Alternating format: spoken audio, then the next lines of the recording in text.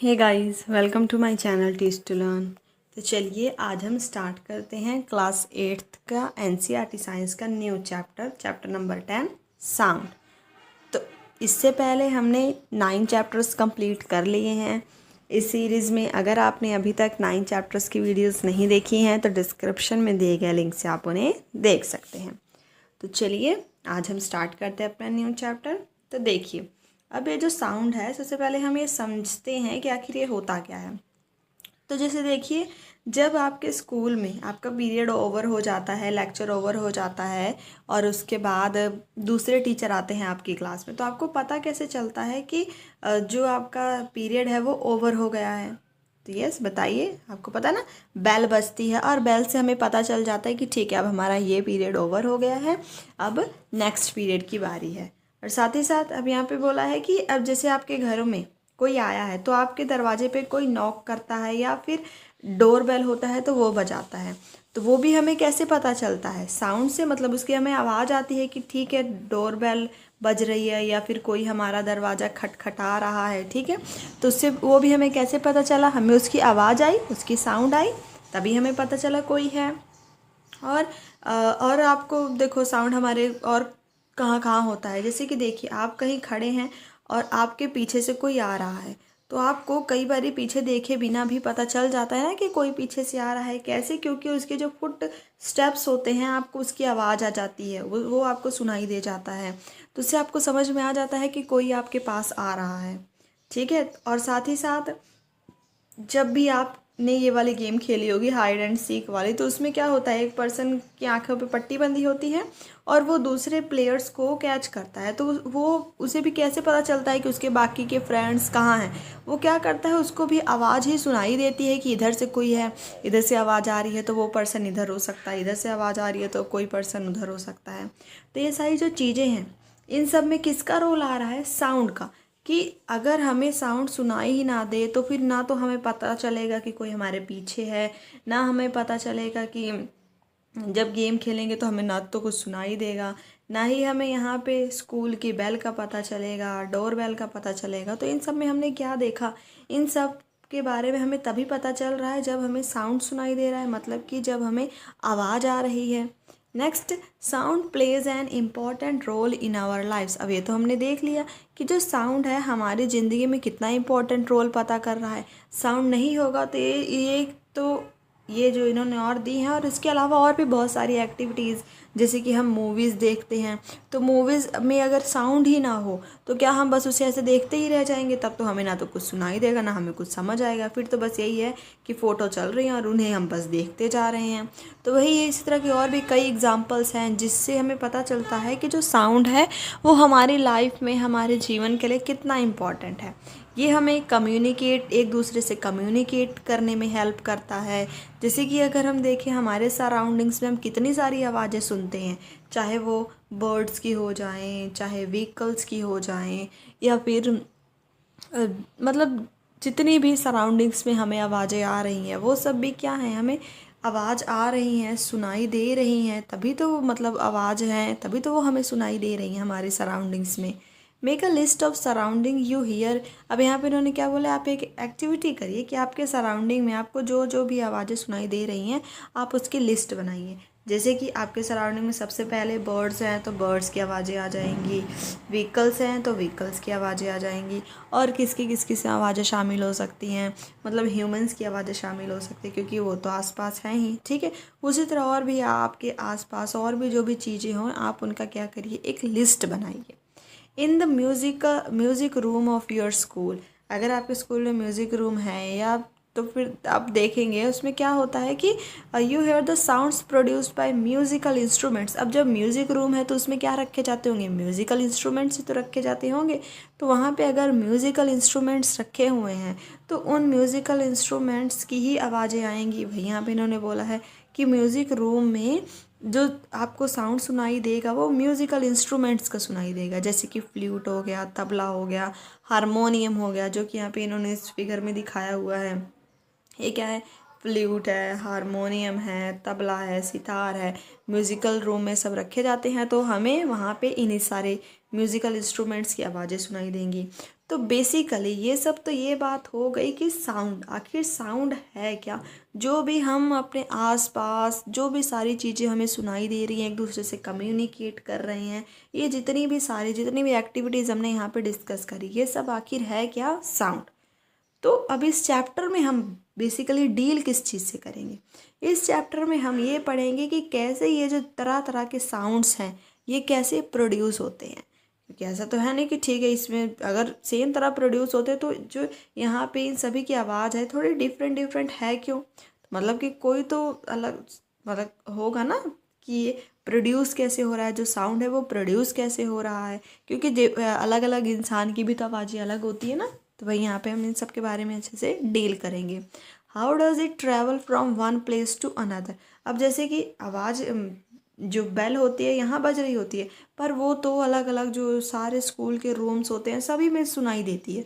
तो मतलब कि साउंड ने भी क्या किया, ट्रैवल किया। तो इन सब के बारे में भी पढ़ेंगे कि कैसे जो साउंड है एक प्लेस से दूसरी प्लेस तक ट्रैवल करता है, और कैसे ट्रैवल तो किया और कैसे ये फिर हमें सुनाई देता है। हम बोल रहे हैं, बात कर रहे हैं, यहाँ पे एक पर्सन ने बात करी, ये साउंड ट्रैवल करके दूसरे पर्सन के कानों तक पड़ा। ठीक है, सबसे पहले देखेंगे प्रोड्यूस कैसे हुआ, कैसे इसने बोला, फिर कैसे इसने ट्रैवल किया, और नेक्स्ट देखेंगे कि कैसे ये दूसरे पर्सन को सुनाई देता है।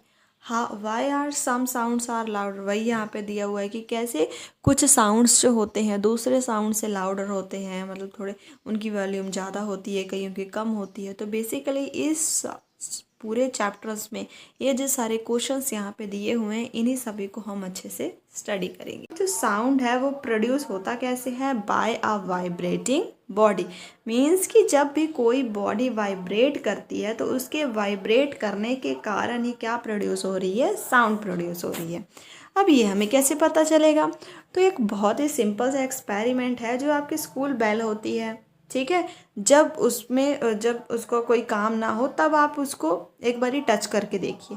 उसके बाद उसको तब टच करिए जब उस बेल को बजाया गया हो, मतलब कि जब एक बारी बेल बजी है और बेल बजने के बाद आप उसे टच करिए, तो फिर आपको क्या वाइब्रेशन फील हुई।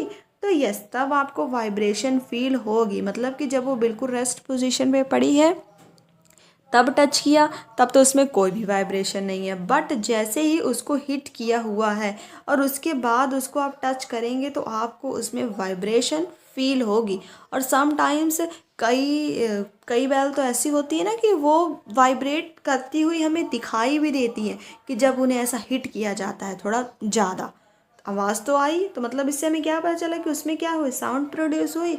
और साउंड प्रोड्यूस होने के बाद उसमें क्या हो रही है, वाइब्रेशन हो रही है। तो इससे हम क्या कह सकते हैं कि जो साउंड प्रोड्यूस हुई है वो आखिर हुई क्यों है, क्योंकि उसमें वाइब्रेशन हुई है। उसमें जब हमने उसको हिट किया तो फिर उसके बाद उसमें वाइब्रेशन हुई, जिसके कारण क्या प्रोड्यूस हुआ है, साउंड प्रोड्यूस हुआ है। अगर आपके स्कूल में आपको बेल टच नहीं करने देते तो इसका भी एक उपाय है। हम क्या कर सकते हैं, जो यहाँ पे इन्होंने नेक्स्ट एक्सपेरिमेंट दिया है ना, एक्टिविटी, आप इसे घर में कर सकते हैं। अब इसके लिए आपको क्या करना है, एक पेन लेना है और इसे ऐसी जगह पे है लटकाना है जहाँ पे मतलब इधर से भी दीवार टच ना हो रही हो और इधर से भी दीवार टच ना हो रही हो। और उसके बाद इसको क्या करना है, एक स्टिक लेके, जैसे कि यहाँ पे हमें दिखाया हुआ, इस स्टिक से इसको हिट करना है। पहले तो आपने क्या किया, इस पेन को बिना स्टिक से हिट किए हुए ही टच करना है, और उसके बाद जब इस स्टिक से हिट किया उसके बाद आपने इसको टच करके देखना है। तो इसमें भी आपको क्या पता चलेगा, जब आपने इस पेन को स्टिक को से हिट करने के बाद टच कर रहे हैं ना, तो आपको इसमें भी क्या फील होगी, वाइब्रेशन फील होगी। और उसके बाद तो इससे भी क्या पता चला, साउंड प्रोड्यूस हुई, क्योंकि इसमें क्या हुई, वाइब्रेशन हुई, और वाइब्रेशन के कारण ही क्या हुई, साउंड प्रोड्यूस हो रहा है। अब इसके बाद नेक्स्ट हमने क्या करना है, इसी जो ये पेन लटकी हुई है, जो प्लेट लटकी हुई है, इसको दोबारा से स्ट्राइक करना है। मतलब जैसे ही इसको हिट किया तुरंत ही आपने इसको अपने हाथ से पकड़ लेना है। तो अब इसको, इससे क्या हुआ, तब आपको उस जो साउंड है वो क्या सुनाई देगी, नो। अगर हमने इसको तुरंत ही इस स्टिक के साथ हिट किया और उसके बाद इमीडिएटली इसको हमने अपने हाथ से क्या हुआ, पकड़ लिया, तो जो साउंड है वो हमें सुनाई नहीं देने वाली। तो अब ऐसा क्या हुआ कि अब हमें इसके बाद साउंड सुनाई नहीं दे रही है। तो देखिए हमने पहले ही बोल दिया कि जो साउंड प्रोड्यूस हो रही है वो वाइब्रेशन के कारण हो रही है। मतलब जब ऐसे बहुत जल्दी जल्दी ऐसे वाइब्रेट करता है, आपने अपना फ़ोन तो देखा ही होगा ना, जब फ़ोन को वाइब्रेशन पे लगाया जाता है तो फ़ोन वाइब्रेशन पे लग के क्या करता है, ऐसे ऐसे जल्दी जल्दी जल्दी जल्दी वो वाइब्रेट करने लगता है। तो अब उसी वाइब्रेशन के कारण हम कह रहे हैं साउंड प्रोड्यूस हो रहा है। पर जब हमने इसको हिट किया और फिर डायरेक्टली अपने हाथ से उसको तुरंत के तुरंत पकड़ लिया तो ये वाइब्रेट तो कर ही नहीं पाया, और जब वाइब्रेट ही नहीं कर पाया तो साउंड कहाँ से प्रोड्यूस हो। इसीलिए जब हम इसको इससे हिट कर रहे हैं और साउंड प्रोड्यूस हमें सुनाई दे जा रहा है, उसके बाद जब हम इसको टच करके देख रहे हैं तो अब हमें पता चल रहा है कि वाइब्रेशन हो रही है। बट अगर हम इसको हिट करें और हिट करने के बाद इसको तुरंत ही अपने हाथों से पकड़ लें तो फिर इसकी वाइब्रेशन ही रुक जाएगी। जो ये वाइब्रेशन थी वो क्या हो जाएगी, रुक जाएगी। और जब वाइब्रेशन ही रुक गई तो जो साउंड हमें सुनाई दे रहा था वो हमें साउंड ही सुनाई नहीं देगा। तो ये थी हमारी फर्स्ट एक्टिविटी। अब सेकंड एक्टिविटी, इसमें भी क्या करना है, जैसे कि यहाँ पे हमें दिखाई दे रहा है, आपको इस सिचुएशन में ऐसे पेंसिल और ऊपर ऐसे रबड़ ऐसे लगा लेनी है। उसके बाद रबड़ को ऊपर खींचना है, फिर जब आप रबड़ को छोड़ेंगे तो वो इसके साथ हिट करेगा और यहाँ पे भी क्या प्रोड्यूस होगी, साउंड प्रोड्यूस होगी इस मिडल में। जैसे कि यहाँ पे इन्होंने बोला plug the rubber band somewhere in the middle. इसको पहले ऊपर करना, उसके बाद उसको स्ट्रेच करके नीचे छोड़ देना है, तब इससे क्या प्रोड्यूस होगा, साउंड प्रोड्यूस होगा। तो फिर डज द बैंड वाइब्रेट, तो आप जब इसको ऐसे करेंगे ना तो फिर आप ध्यान से देखना कि ये जो बैंड होगा ना ये भी क्या कर रहा होगा, वाइब्रेट कर रहा होगा। और उसी के वाइब्रेट करने के कारण ही ये जो यहाँ पे नीचे लगा गया है, जो पेंसिल बॉक्स है यहाँ पे जो नीचे रखी हुई, यहाँ पे इन्होंने बोला है ये क्या है, पेंसिल बॉक्स है। और फिर जब ये इसके ऊपर टच हिट करेगा तो अब यहाँ पे ना बेसिकली ये जो पेंसिल बॉक्स है वो भी वाइब्रेट करता है। पर आप कहेंगे कि ये तो हमें दिखाई नहीं देता, तो यहाँ पे ये जो पेंसिल बॉक्स है बहुत ही कम मात्रा में वाइब्रेट कर रहा है। जब आप इसको कोई माइक्रोस्कोपिक इंस्ट्रूमेंट लगा के देखेंगे तो आपको दिखाई देगा कि ये भी क्या कर रहा है, वाइब्रेट कर रहा है। वही यहाँ पे अभी हम देखेंगे आगे कि कैसे कई ऑब्जेक्ट्स वाइब्रेट करते हैं पर वो हमें दिखाई नहीं देते हैं। अब जैसे हम यहाँ पे अगर हम बात करेंगे रबड़ की, तो रबड़ तो हमें वाइब्रेट करता हुआ दिखाई देगा जिसके कारण साउंड प्रोड्यूस हो रहा है। और साथ ही साथ मतलब रबड़ तो वाइब्रेट करेगा और साथ ही साथ ये जो पेंसिल बॉक्स है इसमें से भी साउंड आएगी, साउंड आ रही है, इसका मतलब कि इसने भी वाइब्रेट किया है। बट फ़र्क इतना है कि ये हमें अपनी आंखों से दिखाई नहीं दिया। नेक्स्ट हम देखते हैं यहाँ पे क्या दिया हुआ है कि जैसे क्लास 7th में आपने डेफिनेशन पढ़ी होगी वाइब्रेशन की, कि जो टू एंड फ्रो या फिर बैक एंड फोर्थ, मतलब ये जो ऐसा वाला मोशन होता है उसको हम क्या कहते हैं, वाइब्रेशन कहते हैं। बट बेसिकली ये जो टू एंड फ्रो और बैक और फोर्थ मोशन है, ये जब बहुत ज़्यादा स्पीडली में हो तब हम उसको क्या कहते हैं, वाइब्रेशन कहते हैं, जिसको आप नेक्स्ट क्लास में जाके और अच्छे से स्टडी करेंगे। जैसे कि यहाँ पे हमने क्या देखा, जब बैंड को हमने प्लग किया तो ये बैंड वाइब्रेट हुआ जिसके कारण साउंड प्रोड्यूस हुई, और जब ये वाइब्रेट करना बंद हो गया तो फिर जो ये साउंड प्रोड्यूस हो रहा था वो भी साउंड प्रोड्यूस होना बंद हो गया। तो बेसिकली इस एक्सपेरिमेंट में जो दोनों एक्सपेरिमेंट मतलब दोनों एक्टिविटीज़ हमने देखी, इनमें हमने क्या देखा कि जो साउंड प्रोड्यूस हो रहा है वो वाइब्रेशन के कारण ही प्रोड्यूस हो रहा है। अब एक और नेक्स्ट एक्टिविटी देखते हैं। अब इसमें क्या करना है, एक थाली लेनी है और उसमें क्या भर देना है, आपने वाटर डाल देना है। और वाटर डालने के बाद आप एक स्पून से इसके एज पे बिल्कुल क्या करेंगे, स्ट्राइक करेंगे। तो जो ये जो vibrating dish produce waves in water, इसको आप इजीली घर में भी करके देख सकते हैं। जैसे कि यहाँ पे हमें तो क्लियरली दिख नहीं रहा है, जब आप इसे ऐसे यहाँ से हिट करेंगे ना तो यहाँ पे ऐसे क्या प्रोड्यूस होने लग जाएगी, इस तरह से गोल गोल सी वेव प्रोड्यूस होने लग जाएगी जब आप इसको करके देखेंगे। तो इससे भी हमें क्या पता चल रहा है कि जब हमने इसको हिट किया उसके एज पे, तो फिर when we see that vibrating object produce sound, मतलब कि अब क्या हुआ, ये जो थाली है वो वाइब्रेट करी और वाइब्रेशन वैसे तो हमें नहीं दिखती, पर अब इसके अंदर पानी डाला हुआ है तो पानी के कारण हमें क्या दिखाई दे रही है कि जो वाइब्रेशन है वो वाइब्रेशन भी हमें क्लियरली दिखाई दे रही है, क्योंकि वो क्या प्रोड्यूस कर दे रही हैं, वेव्स प्रोड्यूस कर दे रही हैं। इसलिए इन्होंने बोला है कि जो वाइब्रेटिंग ऑब्जेक्ट है हमें क्लियरली दिखाई दे रहा है कि जो वाइब्रेटिंग ऑब्जेक्ट्स हैं वही प्रोड्यूस करती हैं साउंड को। In some case the vibration are easily visible to us, मतलब अब कई केस हैं जैसे कि हमने रबर वाला एग्जाम्पल लिया, और साथ ही साथ ये जो पेन था वो वाला एग्जाम्पल लिया। तो इन दोनों केसेस में हमें ईजिली जो वाइब्रेशन थी वो विजिबल हो गई। But most cases there amplitude is so small that we can not see. तो बेसिकली एम्पलीट्यूड आखिर होता क्या है, जैसे मान लीजिए ये वेव है, तो इसकी जितनी हाइट है उसको ही हम क्या कहते हैं, एम्पलीट्यूड कहते हैं। अगर एम्पलीट्यूड ज़्यादा होगा तो उसके जो भी वाइब्रेशन है वो हमें क्लियरली दिखाई दे जाएगी, जैसे कि पेन और रबर में हमें दिखाई दी। बट अगर हम एक टेबल को हिट करें तो टेबल को हिट करने से आवाज़ तो आती है, पर उसमें जो वाइब्रेशन है हमें वो नहीं दिखाई देती। तो वो हमें क्यों नहीं दिखाई देती, क्योंकि उस टाइम जो एम्पलीट्यूड होता है साउंड का वो बहुत ज़्यादा स्मॉल होता है, इसी के कारण वो हमें दिखाई नहीं दे पाता। और बट हम उन्हें फील तो कर ही सकते हैं। तो वही यहाँ पे इन्होंने हमें बताया हुआ है कि समटाइम्स तो विजिबल हम जो वाइब्रेशन हमें इजीली दिखाई दे जाती है, बट जब उसका एम्पलीट्यूड बहुत ज़्यादा स्मॉल होता है तब वो हमें दिखाई नहीं देती है। एक्टिविटी 10.4, अब इन सभी में भी वही बात होगी कि वाइब्रेशन के कारण ही साउंड क्या प्रोड्यूस हो रहा है। ठीक है, तो स्टार्ट करते हैं। अब यहाँ पे देखिए हमने क्या करना है इस एक्टिविटी में, एक कोकोनट शेल, जो खाली हॉलो कोकोनट शेल लेना है, और उससे जैसे यहाँ पे इन्होंने हमें दिखाया हुआ है इस ये म्यूज़िकल इंस्ट्रूमेंट एक तारा, ये हमें बना लेना है। You also can make it, जैसे यहाँ पे इस चीज़ को बनाने के लिए हम अर्थन पॉट का भी यूज़ कर सकते हैं, और इसको उसके बाद आप बजाइए। तो आप इसके जो जब आप बजाएंगे तो यहाँ भी हमें क्या पता चलेगा कि ये क्या है, तारें ऐसे लगी हुई हैं, ये इन्हीं के जब ये इंस्ट्रूमेंट बजेगा तो इसमें से भी क्या प्रोड्यूस होगा, साउंड प्रोड्यूस होगा। और जब आप इसे ध्यान से आइडेंटिफाई करेंगे ना, तो इसके जब वाइब्रेशन होगी, ये जो तारे सी यहाँ पे लगी हुई हैं, तो इसी के कारण यहाँ पे प्रोड्यूस हो रही होगी साउंड। अब make a list of familiar, जब और इसी तरह से और जो रिलेटेड म्यूजिकल इंस्ट्रूमेंट्स होते हैं उनकी एक लिस्ट बनाइए, और उनके वाइब्रेटिंग पार्ट को आइडेंटिफाई करिए कि कौन से पार्ट उनका वाइब्रेट कर रहा है जिसके कारण साउंड प्रोड्यूस हो रहा है।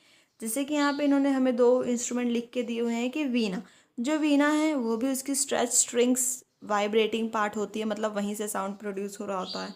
जो तबला है उसका भी स्ट्रेच्ड मेम्ब्रेन वो होता है उसका वाइब्रेटिंग पार्ट। उसके बाद हम यहाँ पे क्या लिख सकते हैं, जो गिटार है, गिटार में भी क्या होता है, उसकी स्ट्रेच्ड स्ट्रिंग ही होती है जो साउंड को प्रोड्यूस कर रही होती है। इसी तरह आप यहाँ पे और भी इंस्ट्रूमेंट्स यहाँ पे लिख सकते हैं और इस टेबल को फिल कर सकते हैं। Many of you might have seen the मंजीरा, आप में से बहुत सारे लोगों ने मंजीरा, घटम या मड पोट या एंड कार्टल, जैसे कि यहाँ पे इन्होंने हमें कुछ फिगर्स में दिखाया हुआ है कि ये क्या है, घटम है, और ये क्या है, मंजीरा। आपने ये सारे म्यूजिकल इंस्ट्रूमेंट्स तो देखे ही होंगे। ये जो सारे म्यूजिकल इंस्ट्रूमेंट्स हैं आर कॉमनली यूज, मतलब ये हमारी कंट्री के अलग अलग पार्ट्स में यूज़ किए जाते हैं। थीज इंस्ट्रूमेंट्स, इन सभी इंस्ट्रूमेंट्स को में आखिर होता क्या है, सिंपली इन्हें बीट किया जाता है या फिर स्ट्रक किया जाता है ताकि इन म्यूज़िकल इंस्ट्रूमेंट्स से आवाज़ आए। जैसे कि यहाँ पे मंजीरा में भी जब पूजा वगैरह करी जाती है तो इसको दोनों तरफ से ऐसे बजाया जाता है। घटम में यहाँ पे हमें दिखाई रहे हैं, इसके ऊपर ऐसे हाथ रख के इसको बजाया जाता है। तो ठीक है, वहीं आप और भी इस तरह के कुछ फ्यू इंस्ट्रूमेंट्स की लिस्ट बना सकते हैं। You to make a musical instrument, आप खुद भी एक म्यूज़िकल इंस्ट्रूमेंट बना सकते हैं। जैसे एक तो हमने पहले ही बना लिया, एक तरह, इसी तरह आप और भी म्यूज़िकल इंस्ट्रूमेंट बना सकते हैं। यहाँ पे हम एक और म्यूज़िकल इंस्ट्रूमेंट बनाते हैं जो कि इस एक्टिविटी 10.5 में हमें दिया गया है। अब देखिए इस एक्टिविटी में हमें क्या करना है, 6 to 8 बाउल्स या फिर टम्बलर्स हमें ले लेने हैं। उसके बाद उसमें वाटर भर देना है up to a different levels. इसको हम फिगर से देखते हैं।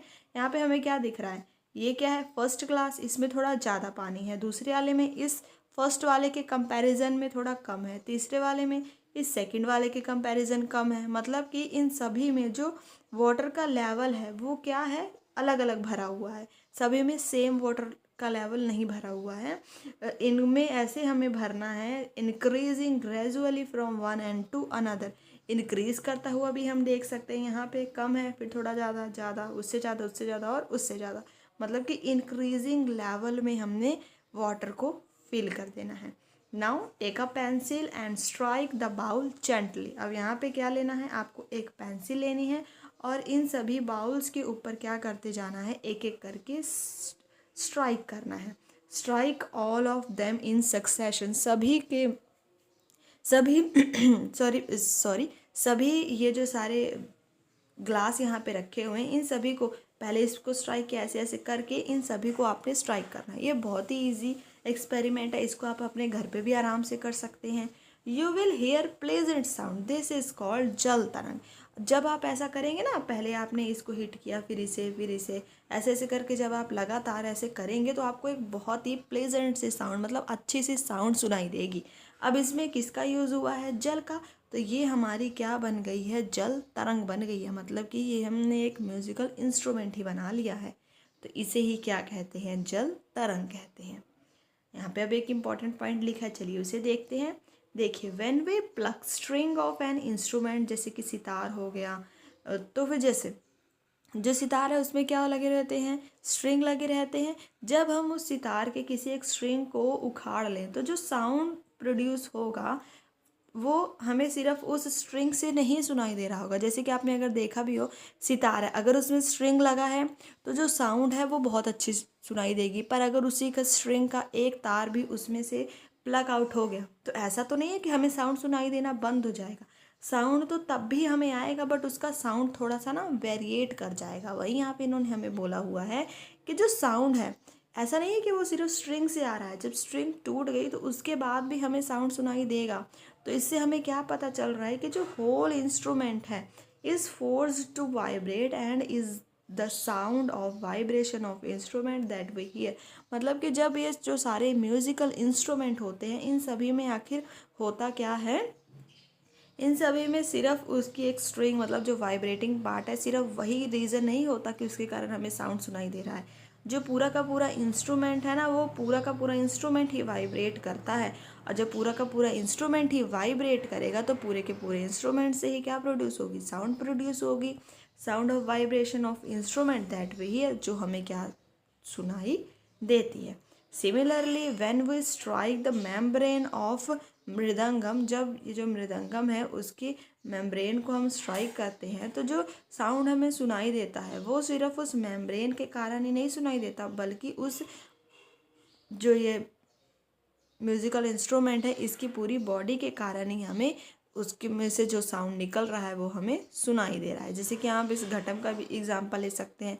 अब इससे भी सिर्फ इसके आउटर सरफेस के कारण ही नहीं सुनाई दे रहा है, अब इसके आउटर सरफेस पे स्ट्राइक हो रहा है, फिर अंदर से भी रिफ्लेक्ट हो रही है आवाज़, वो सारी, जिसके कारण मतलब कि इसमें पूरी बॉडी ही इसकी घटम की काम कर रही है, जिसके कारण हमें इसका जो म्यूज़िकल साउंड है वो सुनाई दे रहा है। नेक्स्ट, यहाँ पे पहेली ने हमसे एक क्वेश्चन किया है कि हाउ वी स्पीक, मतलब व्हेन वी स्पीक, जब हम बोलते हैं, does any part of our body vibrate. क्योंकि अभी तक हमने जितनी भी एग्जाम्पल देखी, चाहे ये गटम वाली हो, थाली वाली हो, पेन वाली हो, या फिर ये पेंसिल वाली हो, इन सभी में हमने क्या देखा कि जो साउंड है, जब कोई भी बॉडी वाइब्रेट कर रही है, चाहे वो थोड़ा वाइब्रेट करे या फिर ज़्यादा, पर वाइब्रेट करने के कारण ही साउंड प्रोड्यूस हो रहा है। तो इसका मतलब क्या हुआ कि जब हम भी बोलते हैं तो हमारे बोलने से भी तो साउंड प्रोड्यूस हो रहा है। तो इसका मतलब हमारे बोलने के समय भी क्या हमारी बॉडी का कोई पार्ट वाइब्रेट कर रहा होगा, जिसके कारण हमारी आवाज़ सुनाई देती है। तो यस, हमारी बॉडी का भी पार्ट वाइब्रेट करता है, पर वो कौन सा पार्ट वाइब्रेट करता है उसको हम जानेंगे अपने नेक्स्ट वीडियो में। आज हम इस वीडियो में डिस्कस करेंगे कि कैसे ह्यूमन साउंड प्रोड्यूस करता है। तो सबसे पहले करना क्या है, आप थोड़ा सा लाउडली स्पीक करिए, या फिर कोई गाना गाइए, या फिर बस करिए जैसे बी की तरह, मतलब ऐसे थोड़ा गाना गुनगुनाइए और अपने हैंड को अपने थ्रोट के ऊपर रख लीजिए, जैसे कि यहाँ पे इन्होंने इस फिगर में दिखाया हुआ है। यहाँ पे अपने गले के ऊपर अपने हाथ को रखेंगे तो आपको ना एक वाइब्रेशन सी फील होगी जब आप बोल रहे होंगे। तो मतलब कि हम भी बोल रहे हैं तो वाइब्रेशन के कारण ही हमारी आवाज़ बाहर आ रही है। अब हम ये जानते हैं कि हमारी बॉडी का कौन सा पार्ट वाइब्रेट करता है। तो जो ह्यूमंस हैं उसमें जो साउंड प्रोड्यूस होता है वो किसके कारण प्रोड्यूस होता है, वॉइस बॉक्स के कारण प्रोड्यूस होता है, जिसको लार्नेक्स भी कहा जाता है। तब हमने क्या करना है, अपने फिंगर को अपने थ्रोट के ऊपर रखना है और हमें ना एक हार्ड बम्प सा वहाँ पे फील होगा that seems to move when you swallow. जैसे कि आप अगर अभी के अभी आप अपने गले पे हाथ रख के इसको ऐसे देखेंगे ना, तो यहाँ पे जो गर्ल्स में तो ये थोड़ा कम होता है, बट बॉयज़ में थोड़ा ज़्यादा ही होता है। आप इसको ऐसे हाथ रखेंगे तो आपको ऐसे बाहर हड्डी सी निकली हुई दिखेगी। और ये जब हम स्वेलो करते हैं, कुछ भी निगलते हैं, तो ये ना हमें ऐसे लगता है थोड़ी ऊपर नीचे सी हो रही है अपनी जगह से। वहीं यहाँ पे इन्होंने यहाँ पे बताया हुआ है। तो ये जो है क्या चीज़, ये वॉइस बॉक्स ही है। नेक्स्ट यहाँ पे इन्होंने बोला है, यहाँ यही चीज़ इन्होंने this part of body is known as voice box. और ये हमारी बॉडी का जो पार्ट है, इसे ही हम क्या कहते हैं, वॉइस बॉक्स कहते हैं। It is at upper end of wind pipe. अब ये प्रेजेंट कहाँ होती है, हमारे गले में तो होती है, बट हमारे गले में क्या है, एक तरफ क्या होता है, फूड पाइप होती है, और एक क्या होती है, विंड पाइप होती है। फूड पाइप से खाना हमारे सीधा पेट में जाता है, और जो विंड पाइप से है उससे जो हवा है वो हमारे लंग्स में जा रही होती है। तो ये कहाँ प्रेजेंट होती है, विंड पाइप के बिल्कुल अपर एंड पे प्रेजेंट होती है। Two vocal cords are stretched across the voice box or larynx in such a way that it leaves a narrow slit between them for the passage of air. जैसे कि यहाँ पे अगर इसको जूम करके देखें तो ये क्या है, वॉइस बॉक्स की फिगर हमें दिखाई हुई है। इसमें कैसे बने हुए हैं, दो वोकल कॉर्ड्स बने हुए हैं। अब ये होता क्या है, जब हमारे लंग्स से एयर पास होती है तो यहाँ पे जो दो स्लिट्स सी बनी हुई हैं, इन्हीं स्लिट्स से हवा पास होती है। और हमारा जो वोकल कॉर्ड है, ये क्या है, पूरा वोकल कॉर्ड है। लंग्स से हमारे हवा बाहर आई जब हम बोल रहे हैं, तो उससे हुआ क्या, हवा बाहर आई, जिसके कारण ये वोकल कॉर्ड्स वाइब्रेट हुए। और जब वाइब्रेट हुए हैं तो क्या प्रोड्यूस हो रही है, साउंड प्रोड्यूस हो रही है। तो इस तरह जब हम बोलते हैं तो हमारे बोलने से वोकल कॉर्ड वाइब्रेट होता है और साउंड प्रोड्यूस होता है। Muscles attached to the vocal cord can make the cord tight और लूज। अब यहाँ पे जो ये मसल्स इसके आसपास लगी हुई हैं, ये मसल्स क्या करती हैं, इस वोकल कॉर्ड को टाइट भी कर सकती हैं और लूज़ कर सकती हैं। और टाइट और लूज़ करने से आखिर होगा क्या, जब ये वोकल कॉर्ड टाइट होंगी और थिन होंगी, तो जो टाइप और quality of voice is different from that when they are loose and thick. Means कि यही कारण है कि जब मतलब इस वोकल कॉर्ड के टाइट और लूज़ होने के कारण ही जो वॉइस होती हैं वो अलग अलग तरह की हमें सुनाई देती हैं। वही यहाँ पे इन्होंने बात करी हुई है, जब वोकल कॉर्ड टाइट और थिन होगी तो उस टाइम जो वॉइस होगी वो डिफरेंट होगी एज़ कंपैरिजन टू जब वो लूज़ और थिक होगी। मीन्स कि वही है, जब वोकल कॉर्ड टाइट और थिन है तो उस टाइम अलग क्वालिटी की वॉइस निकलेगी, बट जब वो लूज़ और थिक है तो उस टाइम जो वॉइस आ रही होगी वो क्या होगी, थोड़ी सी डिफरेंट होगी। अब यहाँ पे इन्होंने एक एक्टिविटी हमें दी गई है। यहाँ पे करना क्या है, दो रबर स्ट्रिप्स लेनी है सेम साइज की। Place these two pieces one above other and stretch them tight. Now blow and air through the gap between them. जैसे कि यहाँ इन्होंने हमें इस फिगर में दिखाया हुआ है, इसी तरह आपको दो रबर की स्ट्रिप्स लेनी है, या फिर आप इसको ऐसे पेपर की मदद से भी कर सकते हैं। और जब आप इसको क्या करना है, आपको अपने माउथ से इसको ब्लो करना है। तो जब हम इसे ब्लो करेंगे, इसमें हवा मारेंगे, तो हमें क्या होगा, now blow through the slit and listen to the sound. और आप इसके साउंड को सुनने की कोशिश करिए, तो इससे हमें पता चलेगा कि कैसे जो हमारा वोकल कॉर्ड है वो साउंड प्रोड्यूस करता है इन अ सिमिलर मैनर। यहाँ से भी हमने हमारे गले से क्या निकाली, हवा निकाली, अपने लंग्स से हवा निकाल रहे हैं, और जब लंग्स से हवा निकल के इससे पास कर रही है तो साउंड प्रोड्यूस हो रहा है। तो इससे हमें पता चल रहा है कि कैसे जो वोकल कॉर्ड है, जब लंग्स से हवा निकलती है तब वोकल कॉर्ड्स किस तरह साउंड प्रोड्यूस करते हैं। The vocal cords in man, अब यहाँ पे बताया गया है कि जो मैन में वोकल कॉर्ड्स कितने मिलीमीटर लॉन्ग होता है, 20 मिलीमीटर लॉन्ग होता है। But on the other hand जो वोमेंस है उसमें ये कितना होता है, 15 मिलीमीटर ही लॉन्ग होता है। बट जो चिल्ड्रंस हैं उनमें तो ये जो वोकल कॉर्ड है बहुत ही ज़्यादा छोटा होता है। यही रीज़न है कि जो वॉइस है मैन, वोमेन और चिल्ड्रन की वो क्या होती है, डिफरेंट होती है, इसी वोकल कॉर्ड्स के साइज़ के कारण। तो ठीक है, यहाँ पे आई होप आपको समझ आ गया होगा कि जो वोमेंस, मैन हैं या चिल्ड्रंस हैं, उनकी वॉइस में डिफरेंट क्यों होता है और पर्सन टू पर्सन क्यों वेरी करता है, ड्यू टू दिस थिन और लूज़ के कारण, टाइट और लूज़ के कारण, मतलब जो वोकल को टाइट या लूज़ होता है उस चीज़ के कारण ये इनमें जो साउंड होता है वो थोड़ा वेरी करता है। Sound needs a medium for propagation. अब इसके लिए हमें क्या करना है, क्या आपने कभी सोचा है कि जब आप अपने एक फ्रेंड को बुलाते हैं जो आपसे थोड़े डिस्टेंस पे खड़ा हुआ है, तो आपके फ्रेंड को आपकी voice, your friend is able to hear your voice, उसको वो आपकी वॉइस सुनाई कैसे देती है? क्योंकि जैसे अभी देखिए, यहाँ पे क्या है, आप खड़े हैं, यहाँ पे आपका फ्रेंड खड़ा है, यहाँ से आपने उसको आवाज़ लगाई अपने मुंह से, ठीक है, उसके कानों तक पहुँच गई, पर यहाँ से ये जो इतने बीच का डिस्टेंस है, इस डिस्टेंस को आपकी आवाज़ ने कैसे ट्रैवल किया, कौन से मीडियम के थ्रू साउंड ट्रैवल कर पाई? ऐसा क्या हुआ कि ये यहाँ से ट्रैवल करके वहाँ तक चली गई और उसको आपकी वॉइस सुनाई दे गई? तो इस टॉपिक में हम इसे ही डिस्कस करेंगे। तो इसके लिए चलिए सबसे पहले हम एक एक्टिविटी करते हैं, जिसमें हमें क्या करना है, एक मेटल का या फिर एक ग्लास का टम्बलर लेना है, जैसा कि इस फिगर में दिखाया गया है। और ये ध्यान रखना है कि ये बिल्कुल ड्राई हो, क्योंकि इसमें हमें क्या करना है, एक फ़ोन डालना है। और जब हमने इसमें फ़ोन डाला तो आप क्या करेंगे, अपने दूसरे फ्रेंड को कहेंगे कि इस फ़ोन के ऊपर रिंग करने के लिए बाय अनदर फ़ोन, दूसरे सेल फ़ोन से इस फ़ोन पे वो रिंग करे।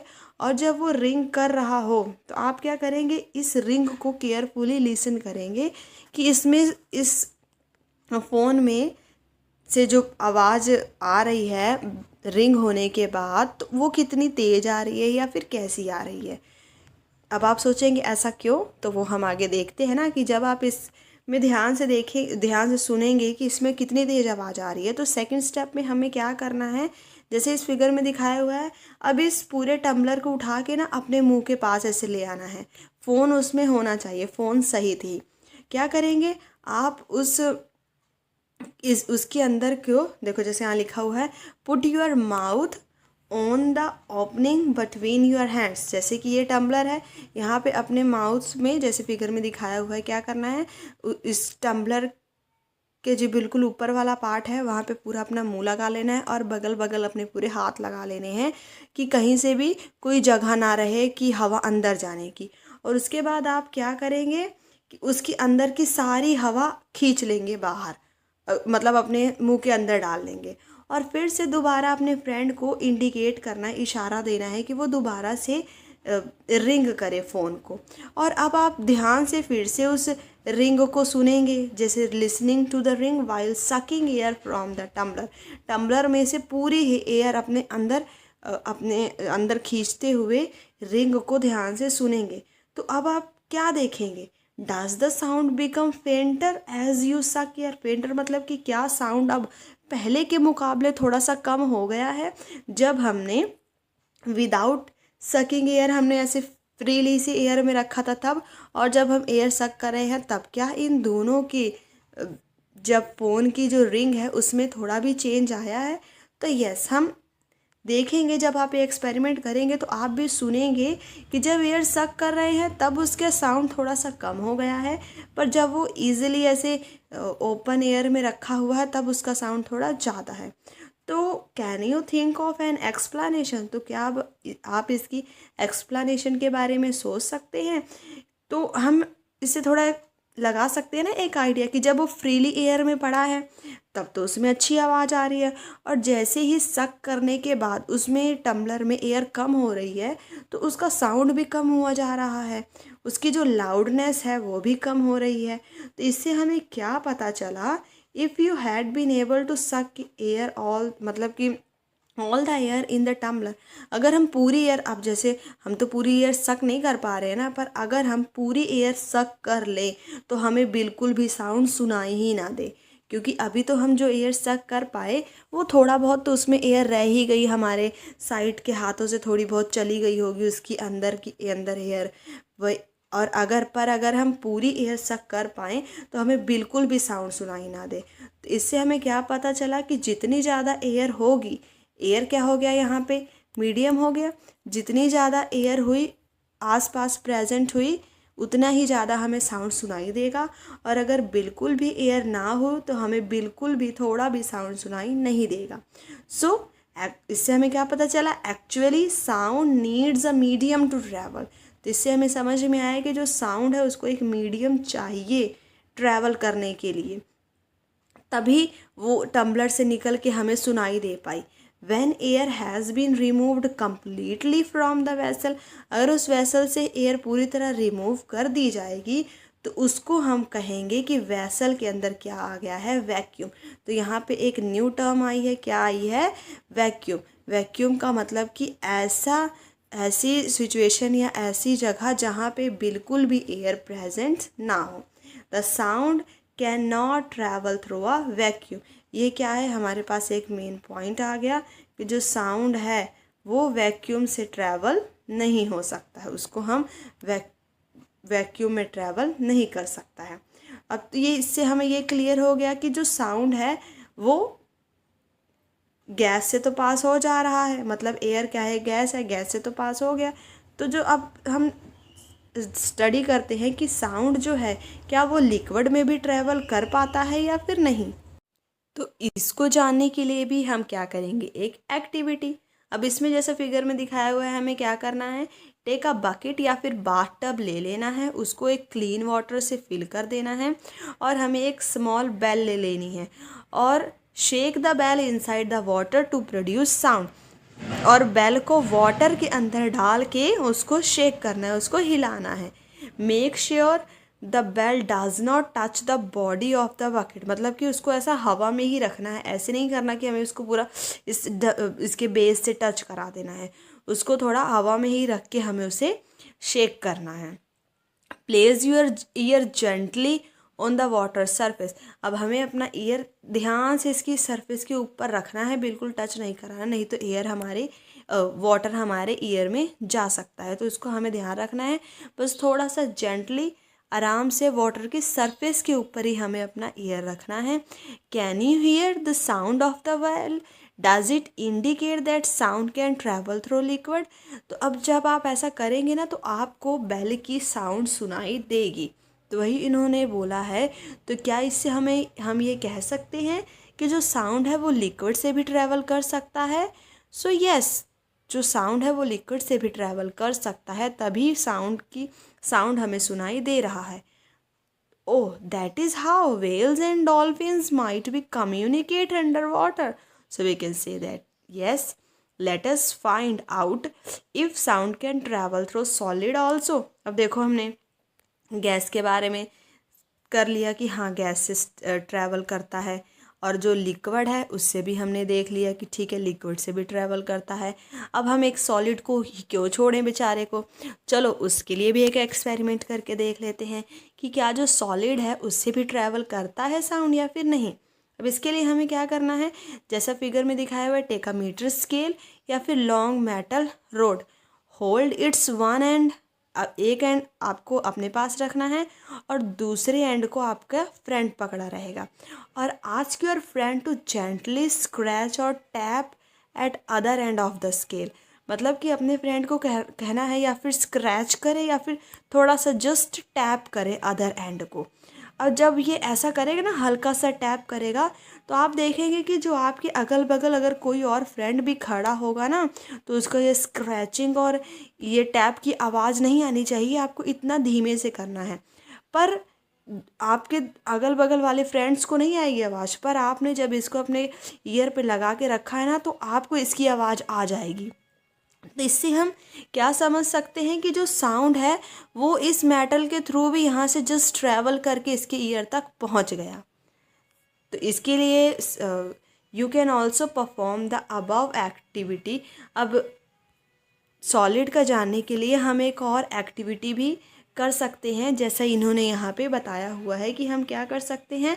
अपने एक ईयर को टेबल की इधर रखेंगे और आप आस्क योर फ्रेंड, अब जैसे यहाँ पे बैठा है, कितनी दूर बैठा हुआ है, पर अपने फ्रेंड को कहेंगे जेंटली इस टेबल के नीचे जस्ट स्क्रैच करने को या फिर टैप करने को। तो इसमें भी आप देखेंगे कि जो साउंड है वो यहाँ से भी आपके अगल बगल खड़े हुए लोगों को नहीं सुनाई देगा, पर इसको सुनाई दे जाएगा जिसने ईयर पे ऐसे लगा के पूरा रखा हुआ है। तो इससे भी हम ये क्लियरली कह सकते हैं कि जो साउंड है वो वुड से या फिर मेटल, इनसे भी ट्रैवल कर पा रहा है। It means sound can travel through any solid, मतलब कि किसी भी सॉलिड से वो ट्रैवल कर सकता है। You can perform interesting activities to show that sound can also travel through strings.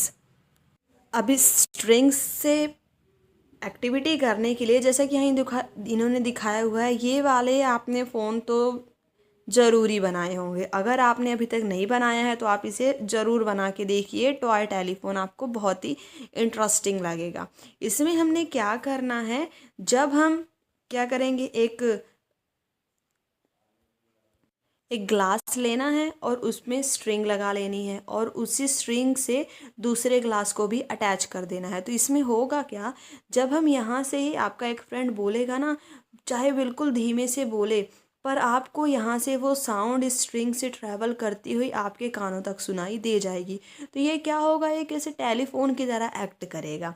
Can you say that sound can travel through strings. तो यस, हमें ये पता चला कि जो साउंड्स है, और ये तो हम पहले ही लर्न कर चुके हैं, that vibrating objects produce sound and it carried in all directions. जो वाइब्रेटिंग ऑब्जेक्ट्स हैं वो साउंड्स प्रोड्यूस करते हैं, और जब वाइब्रेटिंग ऑब्जेक्ट साउंड प्रोड्यूस करते हैं तो उससे होता क्या है, वो हर डायरेक्शन में साउंड भेजते हैं। मतलब यहाँ से अगर साउंड निकल रहा है तो ज़रूरी नहीं है यहीं जाएगा, वो हर डायरेक्शन में ही साउंड को ट्रैवल करेगी, साउंड को कैरी करेगी। द मीडियम, अब इस पूरे टॉपिक से हमें पता क्या चला कि जो मीडियम है साउंड का वो क्या हो सकता है, गैस भी हो सकता है, इट कैन बी लिक्विड और इट कैन बी सॉलिड। ये तीनों ही मीडियम से जो साउंड है वो ईज़िली ट्रैवल कर सकता है। देखो वहाँ पे उन्होंने जो बोला है ना कि sound is produced by a vibrating body, ये हम लर्न कर चुके हैं। तो ये रहा वो फर्स्ट टॉपिक ही है जिसमें हमने इसके बारे में स्टडी किया था कि जो साउंड है वो वाइब्रेटिंग बॉडीज़ के थ्रू प्रोड्यूस होता है। तो वही यहाँ पे इन्होंने बोला है कि vibrating objects produce sound and it carried in all directions. आपको ये ध्यान में रखना है, जब भी वाइब्रेटिंग ऑब्जेक्ट्स साउंड प्रोड्यूस करती हैं तो वो सभी डायरेक्शन में जाती हैं। सो कंक्लूज़न क्या हुआ हमारे इस पूरे टॉपिक का, कि जो साउंड है उसको मीडियम तो चाहिए प्रोपागेट करने के लिए, और कौन कौन से मीडियम चाहिए, उसको गैस मीडियम से भी वो ईज़िली पास कर सकती है, लिक्विड से भी वो ईज़िली पास कर सकती है, और जो सॉलिड है सॉलिड से भी साउंड ईज़िली ट्रैवल कर सकती है। हमारा टॉपिक है we hear sound through our ears. हमें जो साउंड सुनाई दे रहा है वो कैसे दे रहा है, थ्रू आवर ईयर्स। तो जो शेप है हमारे ईयर का, ईयर के आउटर पार्ट का, वो कैसा है, लाइक अ फनल। फनल तो सभी ने देखा होगा, ये क्या है, एक फनल है। तो हमारे ईयर के शेप को वो कैसा बता रहे हैं, लाइक अ फनल। अब जब साउंड एंटर होगा, मतलब कि साउंड क्या है, यहाँ से एंटर हो रहा है, तो ये कैसे ट्रैवल करेगा, it travel down a canal, और इस कैनाल के एंड में क्या होता है, एक थिन स्ट्रेच्ड मेम्ब्रेन होती है जिसको क्या कहा गया है, ईयर ड्रम कहा गया है। तो आप इसको क्लियरली इस फिगर से समझ सकते हैं, जहाँ पे इन्होंने हमारे ईयर दिखाया हुआ है, ये क्या है, इट्स लाइक अ फनल। और ये जब साउंड हमारे ईयर के थ्रू यहाँ से एंटर होती है तो एक कैनाल से ऐसे ट्रैवल करती है, और इसके एंड में, यहाँ पे हम इसे अच्छे से देख सकते हैं, इसके एंड में ये क्या है, एक थिन स्ट्रेच्ड मेम्ब्रेन है जिसको क्या कहते हैं, ईयर ड्रम कहते हैं। तो ये ईयर ड्रम असल में वही है जिसको हम कहते हैं कि ये हमारे कान का पर्दा है। तो अब आपको पता है कान का पर्दा तो हमारे लिए बहुत ज़्यादा इम्पॉर्टेंट होता है, और ये कुछ इम्पॉर्टेंट फंक्शंस भी परफॉर्म करता है। तो इसके फंक्शंस को समझने के लिए what ear drum does, let us build a tin can model of the ear drum. तो चलिए हम इसके फंक्शन को समझने के लिए एक tin can model ear drum के लिए हम एक मॉडल बनाते हैं। तो चलिए स्टार्ट करते हैं। इसके लिए हमें क्या चाहिए, टेक अ प्लास्टिक और टिन कैन। एक प्लास्टिक की या फिर एक टिन की आपको कैन ले लेनी है, उसके दोनों एंड्स को कट कर लेना है जैसे कि इस फिगर में दिखाया गया है। इस बच्चे ने क्या किया है, प्लास्टिक की कैन ली, दोनों एंड्स को कट कर दिया, और इसके एक एंड पे क्या करना है, piece of rubber balloon across one end of the can and fasten it with rubber band. इसके एक एंड पे रबर की बैलून लेनी है और उसको स्ट्रेच करके लगा देना है और उसको फास्टन कर देना है, मतलब टाइट कर देना है एक रबर बैंड से। Put 4 or 5 grains of dry sural on the stretch rubber. अब इस स्ट्रेच रबर के ऊपर कोई भी दाने डाल देने हैं, सूखे दाने डालने हैं, और अपने फ्रेंड को कहना है कि वो दूसरी तरफ से हरी हरी या फिर कुछ भी थोड़ा चिल्लाए। जैसा कि क्या किया है, सिर्फ एक ही एंड पे हमने रबर का बैलून लगाया है, दूसरा एंड तो खाली है। अब आपने अपने फ्रेंड को कहना है कि नीचे से वो कुछ भी बोले। जब वो तेज तेज बोलेगा तो आप क्या ऑब्जर्व करेंगे, observe what happen to the grains. Grains को क्या हो गया, ये ग्रेन्स क्या करने लग जाएंगे ना, ऐसे इसके ऊपर ऐसे डांस सा करने लग जाएंगे, नाचने सा लग जाएंगे। तो अब आप सोच रहे होंगे कि आखिर ग्रेन्स को बोलने से इतनी भी क्या खुशी हो गई कि वो नाचने लग गए। बट नहीं, असल में ये नाच नहीं रहे हैं। असल में हो क्या रहा है, जब साउंड नीचे से आती है तो ये क्या है, एक ईयर ड्रम की तरह एक्ट कर रहा है, और साउंड नीचे से आने के कारण होता क्या है, इसके ऊपर साउंड टच करती है और जो हमारा ईयर ड्रम है वो वाइब्रेट करने लग जाता है, और वाइब्रेशन के कारण ही ये जो ग्रेन्स है वो हमें डांस करते हुए दिखाई देते हैं। Jump up and down. तो the ear drum is like a stretched membrane. तो इससे हम क्लियरली समझ पाए इस एक्टिविटी से कि जो ईयर ड्रम है वो भी एक्चुअली किसकी तरह है, एक स्ट्रेच्ड रबर शीट की तरह ही है। तो आप इस चीज़ को एक और चीज़ से भी समझ सकते हैं कि जब भी कभी भी आपने देखा होगा कि कोई भी स्पीकर लगा हुआ है, तो स्पीकर जब बज रहा होता है, बहुत ज़्यादा तेज़ वॉल्यूम करी होती है, तो जो स्पीकर का ये वाला हिस्सा होता है ना, वो भी क्या करता है, ऐसे आगे पीछे होता रहता है, ऊपर नीचे धक धक सा, हमें ऐसा लगता है कि वो हो रहा है, अप डाउन सा करता रहता है। तो वो भी किसके कारण कर रहा है, क्योंकि जो स्पीकर है, स्पीकर का ये वाला हिस्सा भी क्या है, हम उससे भी समझ सकते हैं कि वो थोड़ा ना ईयर ड्रम की तरह ही है, कि जब अंदर से आवाज़ वाइब्रेशन बहुत ज़्यादा हो रही है तो उसके कारण क्या हो रहा है कि जो ये स्पीकर का आगे वाला हिस्सा है वो भी वाइब्रेट करता है। तो आप उस चीज़ से भी ऑब्ज़र्व कर सकते हैं, ईयर ड्रम के फंक्शन को समझ सकते हैं। तब हुआ क्या, हमें लग गया ना पता कि जो ईयर ड्रम है वो कैसा है, एक स्ट्रेच रबर शीट की तरह है। तब होता क्या है, जब साउंड वाइब्रेशन ट्रैवल हमारे कान के अंदर जाती हैं तो वो अंदर जाते जाते इस कैनाल से होते हुए इस ईयर ड्रम तक पहुंचती हैं। तो जो साउंड वाइब्रेशन होती है, अब साउंड वाइब्रेशन क्या करती है, हमारे ईयर ड्रम को वाइब्रेट करा देती हैं। और जब ईयर ड्रम वाइब्रेट होता है तो आप इस फिगर में क्लियरली देख सकते हैं, तो इसके पीछे एक बोन लगी हुई है। अगर ईयर ड्रम वाइब्रेट होगी तो ये बोन भी आगे पीछे होगी, वाइब्रेट होगी। जब बोन वाइब्रेट होती है तो ईयर ड्रम सिग्नल सेंड करती है, जो वाइब्रेशन सिग्नल है वो इनर ईयर तक सेंड करती है। ईयर ड्रम के कारण बोन हुई वाइब्रेट, और इस बोन ने इनर ईयर तक वाइब्रेशंस को सेंड कर दिया। जब इनर ईयर तक वाइब्रेशन सेंड्स हुई तो ये जो सिग्नल है वाइब्रेशन का, ये कहाँ पे चला जाता है, इनर ईयर से होता हुआ, यहाँ से होता हुआ वो हमारे ब्रेन तक चला जाता है, और फिर ब्रेन उस साउंड को रिकॉग्नाइज करता है, समझता है क्या है, और फिर इस तरह हमें सुनाई देती है कोई भी आवाज़।